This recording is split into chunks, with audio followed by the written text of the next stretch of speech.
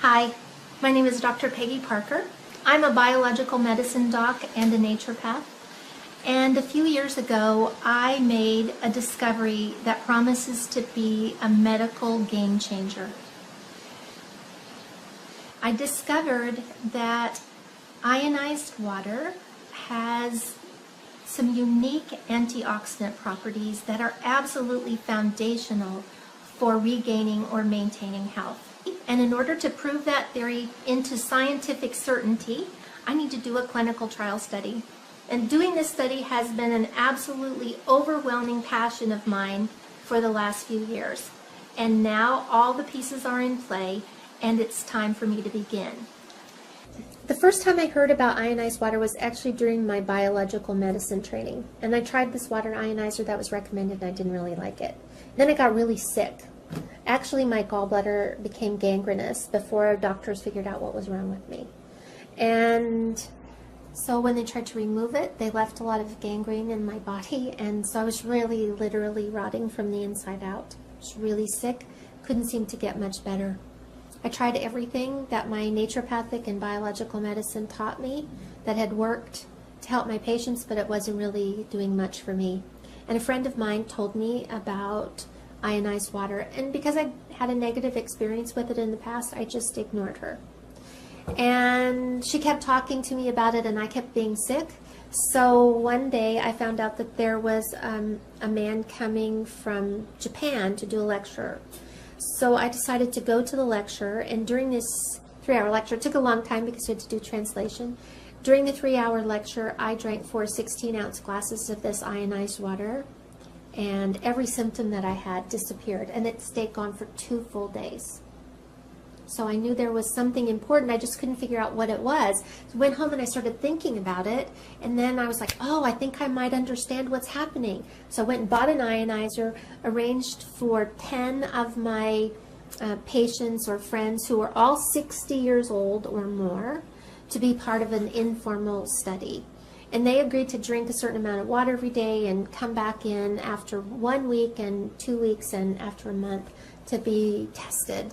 And so what I was doing is testing their blood, their urine, and their saliva, and hooking them up to some machines and kind of looking at things. Their test results were tremendously better. So it wasn't based on symptoms. What I was looking at was how minerals were being introduced into their cells, how the pH, how the cells would change pH, and how the rates of oxidation were changing.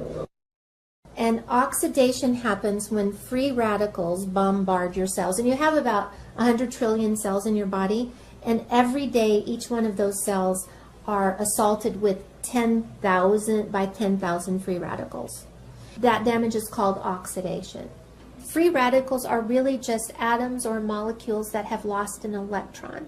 And that happens from exposure to radiation or UV lights, or so things like fluorescent light bulbs and computers and cell phones and cars and manufacturing plants and fertilizers and pesticides, and even the water that we drink and the air that we breathe that are kind of polluted, those actually contain free radicals. All of those 100 trillion cells have a few things in common, and one of them is that they're made, they all have a membrane, and that membrane's made of something called a phospholipid bilayer. That's just a fancy term for fat.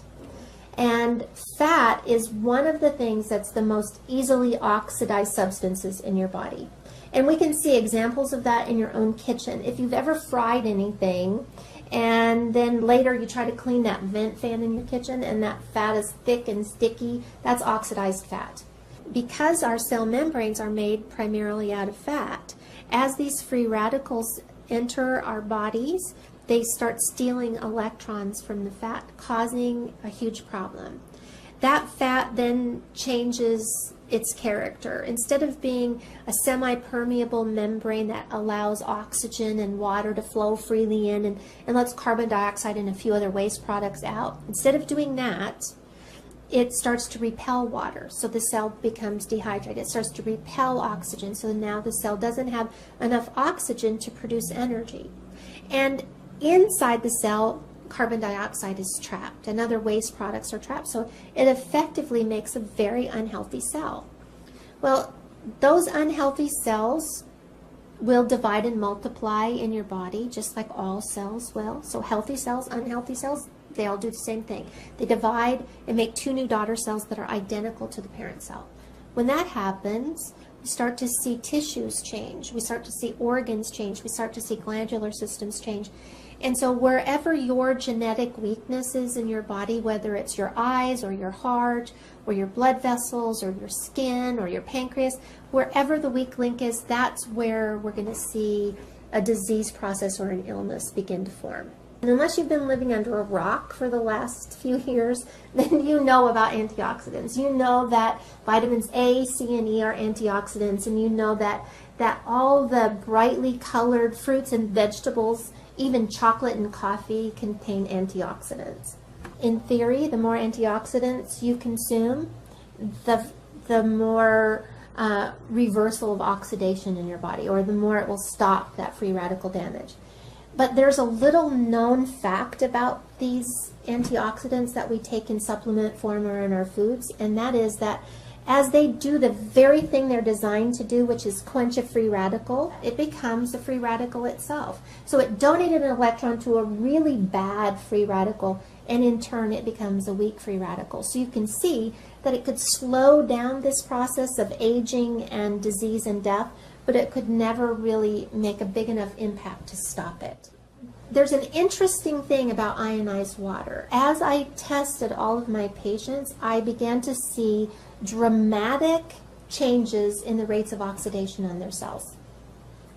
Couldn't figure out why, and then one day it was like a light bulb went off. I'm like, oh, this is about oxidation. What's happening is that as this oxidation disappears on their cells, everything else changes. I'd been focusing on the wrong thing the whole time. My colleagues have been focusing on the wrong thing the whole time. I had a friend who said, you know what, this is just like hydrogen fuel cell technology. What happens in a hydrogen fuel cell is that water's passed through an electrical field, splits the water up, so H2O becomes OH negative and H. So we have hydrogen.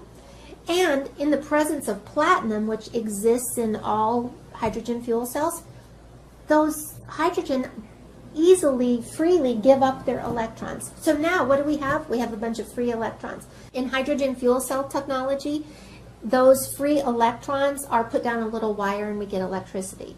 In ionized water, what happens is that those free electrons are recycled into the water. So that as we drink that water, we're actually taking in a bunch of free electrons.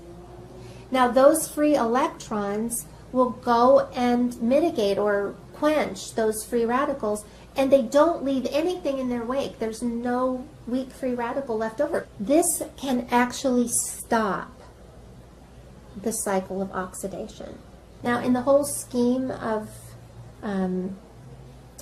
clinical trial studies, the end result is always that there's a product, an end product that's made, like a drug, that can be sold for billions of dollars, so it offsets the cost of the clinical trial studies. In this particular case, I don't sell anything. I'm just trying to help people be well. My very first patient that I lost was 16 years old, and it happened at a time when one of my daughters was 16 years old. This was potentially the hardest thing I've ever been through.